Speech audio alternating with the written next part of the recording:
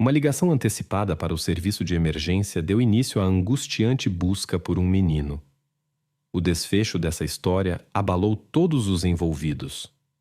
Na manhã do dia 13 de outubro de 2015, um despachante na cidade de Haddon, Nova Jersey, atendeu a uma chamada de David Creat, de 22 anos. O jovem agitado relatou que, ao acordar, não encontrou seu filho de 3 anos, Brandon, em casa. David suspeitava que o pequeno havia, durante a noite, aberto a porta de seu apartamento no primeiro andar e saído sozinho. David então ligou para a mãe da criança, Samantha Denato, de 21 anos. Ao ouvir a notícia, Samantha correu descalça para fora de casa, entrou no carro e dirigiu em alta velocidade para a casa de David. Ela dirigia como se estivesse em um nevoeiro, sem conseguir entender como aquilo poderia ter acontecido. Afinal, Brandon nunca havia fugido antes e tinha medo do escuro. Samantha e David se conheceram ainda no ensino médio. Logo após a formatura, Samantha ficou grávida e o casal decidiu se casar. David mal podia esperar pelo nascimento de seu primogênito. Brandon cresceu como um menino alegre e cheio de energia. No entanto, em 2014, Samantha descobriu a infidelidade de David e pediu o divórcio. Apesar da separação, os dois mantiveram uma relação amigável pelo bem do filho. David adorava Brandon e o levava regularmente para passar os fins de semana com ele, desempenhando o papel de um pai atencioso. O dia 12 de outubro de 2015 parecia um dia comum. David pegou seu filho como de costume. Ninguém poderia imaginar que algo inesperado estava prestes a acontecer. De repente, a delegacia ficou agitada. Chegaram informações perturbadoras sobre o desaparecimento de um menino. Uma equipe de busca foi rapidamente organizada. Patrulhas policiais, guias com cães farejadores e voluntários locais. Todos sabiam. O tempo estava contra eles. Cada minuto contava. O investigador se encontrou com o pai da criança, David Creat. Ficava claro que o homem estava extremamente preocupado. Ele contou que viu o filho pela última vez na noite anterior, quando o colocou para dormir. Quando David acordou por volta das 6 da manhã, decidiu verificar o menino. Ao entrar no quarto, encontrou a cama vazia. Depois de revistar o apartamento, o pai percebeu, horrorizado, que Brandon havia desaparecido. A primeira investigação não revelou sinais de arrombamento na porta de entrada. Nem mesmo a busca adicional trouxe algo fora do comum na casa. Isso deixou os investigadores confusos. Enquanto isso, buscas intensivas eram realizadas nas proximidades. O guia entregou ao cão uma das pantufas de Brandon para que ele pudesse captar o cheiro. O cão, que havia captado o odor, conduziu seu treinador com confiança ao longo da rua em direção a uma área florestal próxima. Na borda da floresta, o cão encontrou-se um caminho pouco visível. Seguindo-o, eles desceram por uma colina e chegaram a um pequeno riacho. O olhar do treinador caiu, involuntariamente, em uma cena perturbadora à beira da água. Na água, uma figura imóvel era visível, reconhecida com horror como o desaparecido Brandon Creat. A notícia sobre o fim da busca atraiu imediatamente a atenção de jornalistas locais, que logo cercaram o local. Os investigadores que chegaram ao local foram confrontados com uma cena misteriosa. Brandon estava em uma posição incomum na água. Ele usava pijamas e meias, mas a parte inferior de sua roupa estava desarrumada. O olhar atento do investigador logo notou um detalhe estranho. As meias de Brandon estavam inesperadamente limpas, algo que não condizia com o ambiente. As circunstâncias em que Brandon foi encontrado sugeriam que ele não poderia ter chegado lá sozinho. O longo tempo na água destruiu muitas evidências importantes, e nada foi encontrado nas proximidades que pudesse ajudar na investigação. As esperanças agora estavam nos resultados do exame médico. Os investigadores enfrentaram então a difícil tarefa de informar os familiares do menino sobre o ocorrido.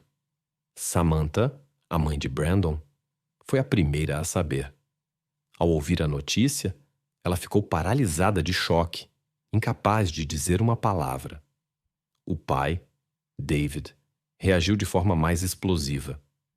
Apesar de seu estado, os investigadores pediram que ele se acalmasse e contasse sobre o último dia que passou com seu filho.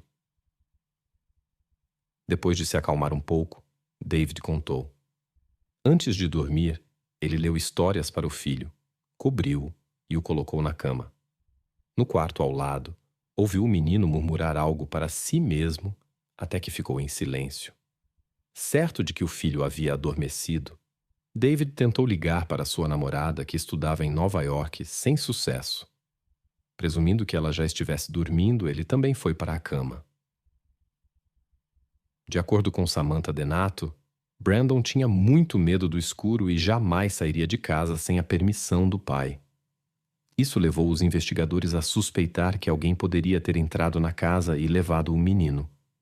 Na busca por pistas, os policiais entrevistaram vizinhos e moradores da área. Enquanto isso, outros investigadores buscavam imagens de câmeras de segurança nas proximidades do local do incidente.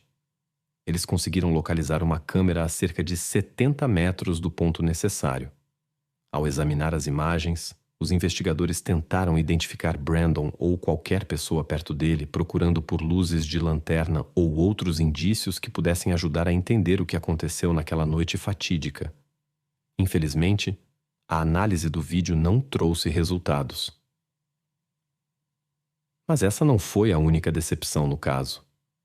3 diferentes especialistas examinaram o estado de Brandon, mas, para a surpresa dos investigadores, nenhum deles conseguiu chegar a uma conclusão unânime sobre as circunstâncias exatas do ocorrido. Eles apenas especularam que a causa poderia ter sido a falta de ar. Como isso exatamente ocorreu, ninguém pôde dizer com certeza. Além disso, apesar da posição incomum das roupas de Brandon quando ele foi encontrado, nenhum dos especialistas realizou uma investigação mais aprofundada. Essa negligência dos profissionais mais tarde teria um papel importante no caso. 10 dias após a descoberta de Brandon Creat, os investigadores decidiram, sem provas físicas, investigar o telefone de David Creat. A polícia confiscou o celular de David para examinar suas mensagens, ligações e tudo que pudesse ajudar na investigação. Ao revisar o telefone, os investigadores notaram que David havia ligado 10 vezes para sua namorada, Julia Stansky, de 17 anos, na noite anterior ao desaparecimento de seu filho. Os especialistas descobriram cerca de 9.000 mensagens trocadas entre eles. Ao ler a correspondência, perceberam que o casal mantinha um relacionamento caloroso. Mas tudo mudou depois que Julia foi aceita em uma universidade e se mudou para Nova York.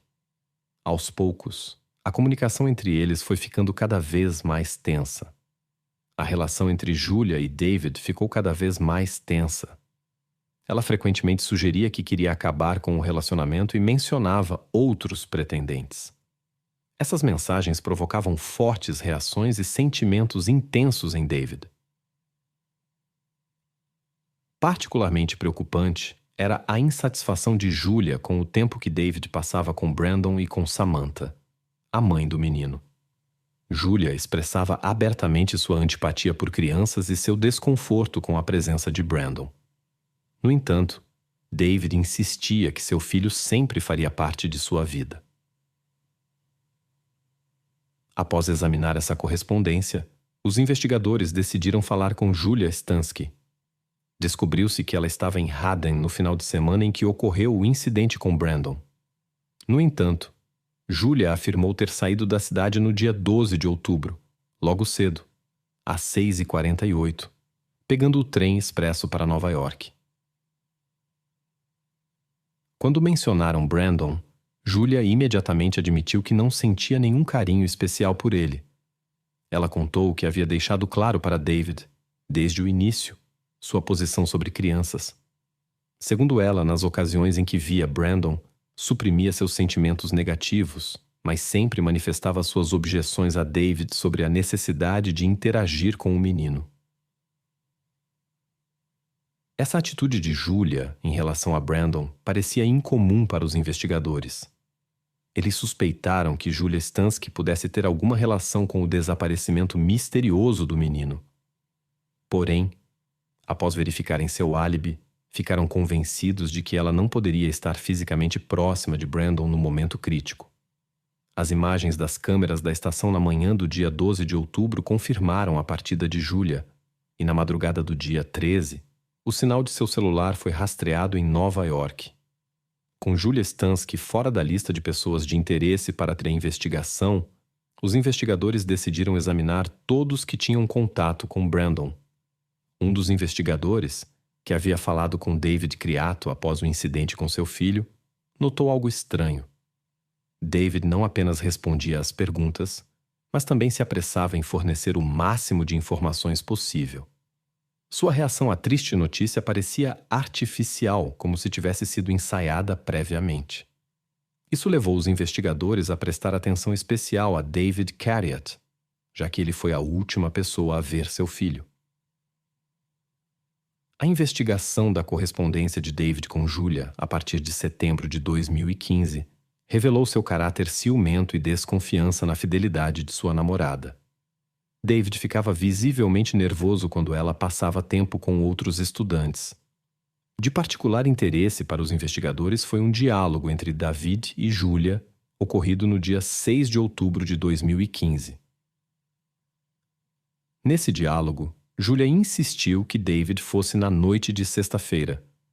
Suas respostas, porém, foram evasivas e filosóficas, sugerindo que nem sempre se pode ter o que se deseja.